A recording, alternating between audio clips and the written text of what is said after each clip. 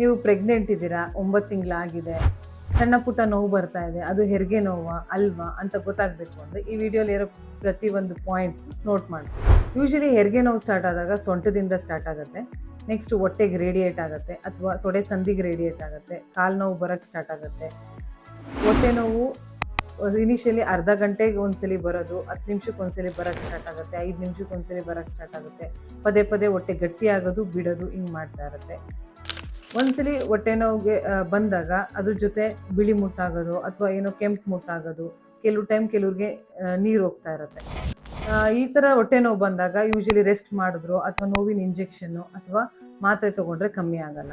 ಇದ್ರ ಜೊತೆ ನೀವೇನಾದ್ರು ಕನ್ಸಲ್ಟ್ ಮಾಡಿದಾಗ ಡಾಕ್ಟ್ರು ಪರೀಕ್ಷೆ ಮಾಡಿ ಗರ್ಭಕೋಶ ಬಾಯಿ ಓಪನ್ ಆಗಿದೆ ಅಂತ ಹೇಳಿದ್ರೆ ಅದು 100% ಹೆರಿಗೆ ನೋವು ಥರ ಇರುತ್ತೆ. ಏನಾದ್ರು ನೀವು ರೆಸ್ಟ್ ಮಾಡಿದಾಗ ಏನಾದ್ರು ಕಮ್ಮಿ ಆಗ್ತಾ ಇದೆ ಅಂತಂದರೆ ಅದು ಹೆರಿಗೆ ನೋವಲ್ಲ. ಈ ವಿಡಿಯೋ ಏನಾದ್ರು ಯೂಸ್ಫುಲ್ ಅನ್ಸಿದ್ರೆ ಫ್ರೆಂಡ್ಸ್ ಆ್ಯಂಡ್ ಫ್ಯಾಮಿಲಿಗೆ ಶೇರ್ ಮಾಡಿ.